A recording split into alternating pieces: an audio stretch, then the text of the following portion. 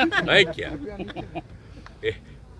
MIM क्या चीज है? इसी से पता चल जाता है कि एजेंट किसका है, कहाँ न्यूज छपता है, कहाँ का रहने वाला है, और यहाँ क्या उनका है। कुछ है जो केंद्र में है रूलिंग, उन्हीं का वो एजेंट है, उनके खास है।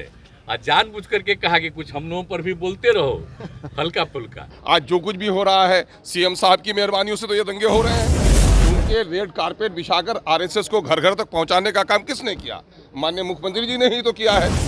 अवैसी साहब ने हमेशा संविधान को सामने में रखकर, हिंदू मुस्लिम सौहार्द को रखकर, इस देश के शांति और विकास को रखकर सियासत की है। इस बार को बाजाबता उस पर जांच करनी चाहिए, ऐसे लोगों पर कार्रवाई करनी चाहिए। इससे बीजेपी और जेडीयू दोनों को फायदा होती है। आखिर इतने साल से मुख्यमंत्री है नीतीश। कौन बोल रहा है? ओवैसी। बताइए है क्या? MIM क्या चीज है? वो बिल्कुल जो केंद्र में है रूलिंग, उन्हीं का वो एजेंट है। समझ गए कि नहीं? अब उसको दे दिए हैं। अब कितना छपता है बोलिए? आप जरा बताइए कि जिन जिन पार्टियों के बड़ी संख्या में MP हैं, उनका कोई न्यूज छपता है? आप बोलिए इसका कितना न्यूज छपता है देश भर में?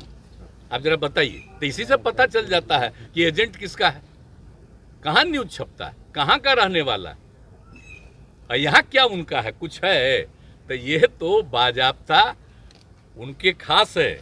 और जानबूझ करके कहा कि कुछ हम लोगों पर भी बोलते रहो हल्का फुल्का, लेकिन बाद में वही है।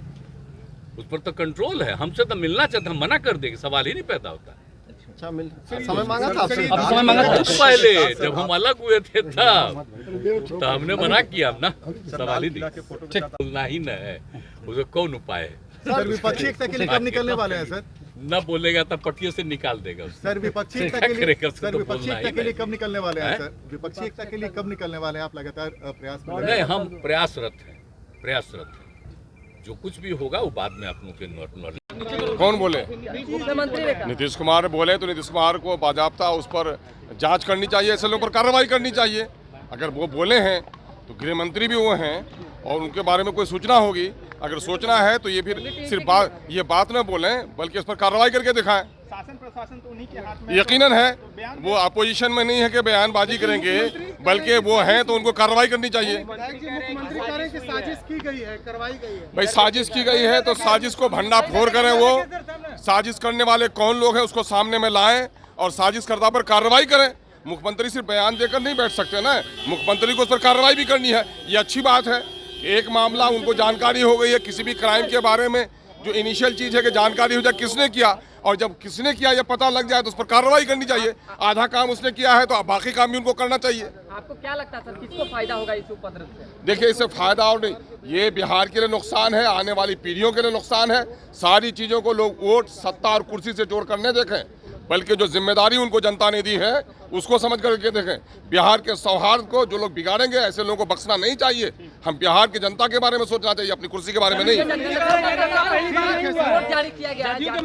ये दंगा पहली बार नहीं हुआ है, महात्मा गांधी के समय से ही होते आ रहा है। मैं कह रहा हूं कि यह बड़ा चैलेंज है माननीय मुख्यमंत्री के लिए। और जदयू के लोग बोल रहे हैं कि उनका होम डिस्ट्रिक्ट है माननीय मुख्यमंत्री जी का, जिस नालंदा को सजाने संवारने में दुल्हन की तरह उन्हें बनाया है, अब वहाँ पर यह बिगाड़ पैदा हो रहा है, तो ये तो अफसोस का मकाम है। ये बात तो अपनी गलती को छुपाने के बराबर है कि ऐसा होता रहा है, ऐसा होता रहा है। यही कि अगर पीठ ठुकाएंगे तो फिर उन लोगों ने महात्मा गांधी के ज़माने में किसी ने गुड गवर्नेंस का दावा नहीं किया था, जीरो टॉलरेंस की बात नहीं की थी।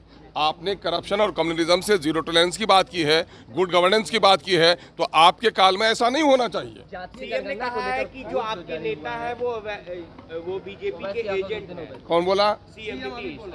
अच्छा, अब सीएम साहब बोले, जो सीएम साहब खुद ही बीजेपी को, आज जो कुछ भी हो रहा है सीएम साहब की मेहरबानियों से तो ये दंगे हो रहे हैं। चूंकि रेड कारपेट बिछाकर आरएसएस को घर घर तक पहुंचाने का काम किसने किया? माननीय मुख्यमंत्री जी ने ही तो किया है। तो उनको ये भाषा कम, अवैसी साहब के बारे में नहीं बोलना चाहिए। अवैसी साहब ने हमेशा संविधान को सामने में रखकर, हिंदू मुस्लिम सौहार्द को रखकर, इस देश के शांति और विकास को रखकर सियासत की है, कभी भी जात पात की सियासत नहीं की है। वोट जारी किया गया है